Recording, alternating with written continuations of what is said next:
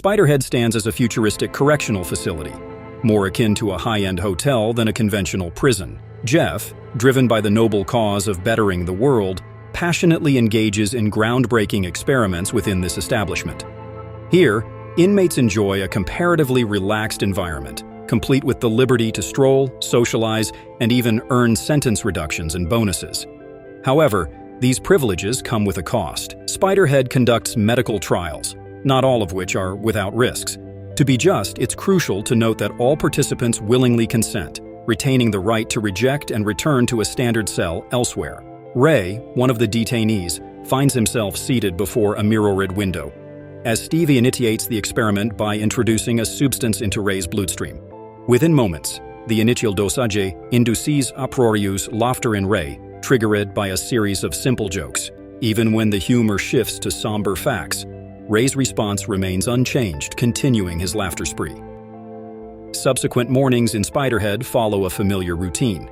Inmates are roused by the resonating loudspeaker, promptly announcing names for experiment participation. Steve queries Jeff about his willingness to test the uncharted N40 compound on himself, an unprecedented venture that Jeff eagerly embraces. Alongside the trial drug, another substance is administered to augment the speech centers of Jeff's brain, enabling him to articulate intricate details about his state. Upon returning to the Spiderhead compound, Jeff shares his day's experience with Lizzie. Unfortunately, the substance's vocabulary-enhancing side effect limits Jeff's ability to recount everything he witnessed, reducing his expressive capacity to mere fragments of words. The singular recollection etched in the guy's memory revolves around the profound emotions of love and admiration stirred by every element during the experiment, be it the delicate petals of flowers or the rigid contours of factory pipes. In the tranquil evening hours, nestled in his bed, Jeff retraces the path that led him to the confines of the prison. The decision to embark on a joyride with his friend at a party, where an inebriated Jeff seized control of the wheel, became the genesis of his incarceration. As the sun rises on the subsequent day, the N40 trials, now baptized as Cupid, persist.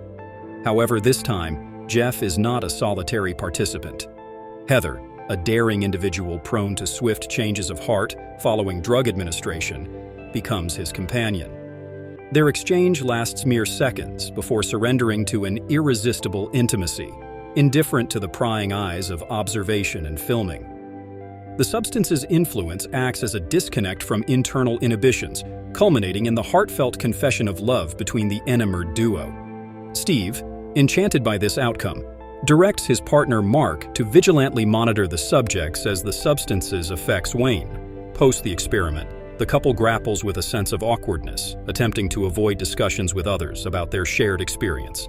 Jeff, adhering to a taciturn approach, maintains his leisurely moments with Lizzie, intentionally concealing the experiment's aftermath from her and steering clear of interactions with Heather. On the subsequent day, the administration repeats the Cupid experiment on Jeff, amplifying the dosage twofold. This time, an older woman replaces Heather in the room, eliciting a look of disdain from a sober Jeff. Yet, as the substance infiltrates his bloodstream, he succumbs to affection with her. Following this encounter, Jeff urges Mark to relocate him from the shared kitchen workspace with Lizzie, citing discomfort in continuing to engage with his girlfriend. Steve ushers Jeff into the laboratory, positioned on the opposing side of the glass this time. Steve unveils to Jeff the presence of both his prior partners within the experiment room, setting the stage for a potentially intricate situation. The overseer presents Jeff with a dilemma, the choice of which girl he is inclined to subject to a substance inducing intense fear and pain. However, Jeff finds himself in a state of indifference towards both girls, harboring no desire to inflict harm upon them. Ultimately, they opt to release the girls, abruptly canceling the experiment. Seizing the opportunity for another Friday walk, Jeff attempts to connect with his girlfriend, who shared the night of the accident with him, only to be greeted by her voicemail once more. In the evening, Jeff immerses himself in the company of Lizzie, orchestrating a modest Christmas surprise for her. Returning to the familiar chair in the laboratory, Jeff is confronted by Rogan, an imposing inmate adorned in tattoos. Reflecting on the events involving the girls from previous days, Jeff firmly declines participation in the experiment. Surprisingly, there are no repercussions, and the men are unceremoniously released. In the ensuing moments of silence, Jeff comprehends the revelation. He and Rogan were entwined as partners with one of the female inmates, tasked with allowing her to choose which of them would receive medication. Astonishingly, the doctor does not dispute the matter. Instead, he elucidates the schematic arrangement dictating interactions under the drug's influence.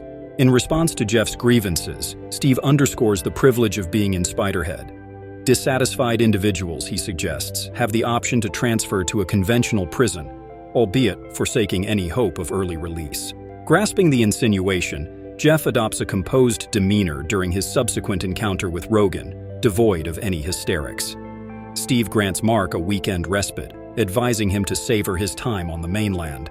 Steve, driven by a desire to experience the ecstasy witnessed in his subjects, personally embraces the Cupid. The experiments persist, with Steve cautioning Jeff about the impending administration of Darkenflox to the girls, mandated by a specific committee for the experiment's purity. Jeff endeavors to articulate his reluctance for anyone to undergo the substance's effects, irrespective of his sentiments towards the girls. However, Steve remains resolute, emphasizing the privileges Jeff enjoys through cooperation.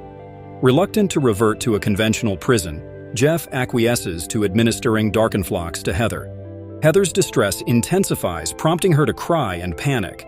Despite the turmoil, the management remains composed, recording data and attentively listening to Jeff's comments devoid of any romantic inclinations. The experiment appears successful, and Steve contemplates its conclusion. However, an unexpected error transpires, causing Heather to spiral out of control. She seizes a sharp object, liberating herself from the torment inflicted by Darkenflox. While Steven and Mark are preoccupied with Heather, Jeff notices the supervisor's misplaced keys and stumbles upon a notebook containing records of upcoming experiments and a lottery ticket featuring the same numbers as the names of the administered meds. Perceiving Steve's absence behind the glass, Jeff seizes the opportunity to lock the safe and discreetly return the keys, preventing the doctor from discovering the exposed secret. Steve forewarns Mark that any revelation about Heather's plight will implicate everyone involved in the experiment. Lizzie, embarking on her inaugural experiment, undergoes Darkenflox. Following the experience, she rendezvous with Jeff in a secluded location, divulging her emotions. Lizzie confesses uncertainty about whether Spiderhead surpasses a regular prison with the strictest regime. In reciprocity, Jeff confides in his girlfriend, revealing that, on the night of the accident, his beloved girlfriend, not just his friend, was in the car and did not survive the ride. Motivated by a desire to atone for his guilt, he willingly subjects himself to the trials. The candid exchange between Jeff and Lizzie culminates in them spending the night together. Steve astutely discerns the profound connection between his wards and schemes to exploit it for his own agenda.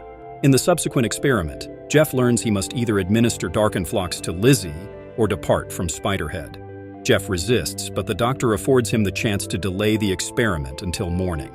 When the appointed time arrives, the designated young man armed with Lizzie's personal file unveils a revelation. The crime for which Lizzie is incarcerated is so horrifying that no dosage of Darkenflox can exacerbate it. Steve gleefully observes as Jeff manipulates the dosage scale to its maximum. However, it swiftly dawns on him that Jeff's intentions are geared towards experimenting on him rather than his girlfriend. Recognizing that he, too, has fallen into Steve's ensnaring trap with the inmates, Mark decides to remedy the situation by relinquishing control and handing the remote to Jeff. The inmate acquires essential information from Steve, persuading him to unlock the main exit, offering an avenue for Jeff and Lizzie to escape the prison. But Steve seizes the remote, administering the maximum dose of Darkenflox to Lizzie, subjecting her to intense suffering, and promptly obliterates his cell phone to thwart any attempts to countermand his directive. Despite the ordeal, the couple manages to liberate themselves from the medication's effects and flees the laboratory. Simultaneously, Steve broadcasts over the loudspeaker that, due to the fugitives, everyone else will be returned to prisons where their erstwhile comfortable lives will cease. Jeff and Lizzie become the focal point of a relentless manhunt, with numerous hardened criminals plotting to confront the couple that stripped them of the facility's privileges. Steve endeavors to escape with the medications, anticipating police boats summoned by Mark nearing Spiderhead. Successfully evading the impending arrival of law enforcement, Steve departs the base in a small plane. However, with his shattered remote control, an excessive quantity of meds is injected into his bloodstream. Another release of Cupid ensues, inducing admiration, prompting the man to steer the plane towards a diminutive rocky island he perceives as a paradise. On the police boat, Mark witnesses his former boss circling above the sea before crashing into the rocks. Jeff and Lizzie commandeer a boat, managing to sail away before the police arrive. Reveling in their newfound freedom, the young couple's sole regret is Steve's failure to devise a substance that could foster self-forgiveness. Thus concludes the gripping narrative of the movie.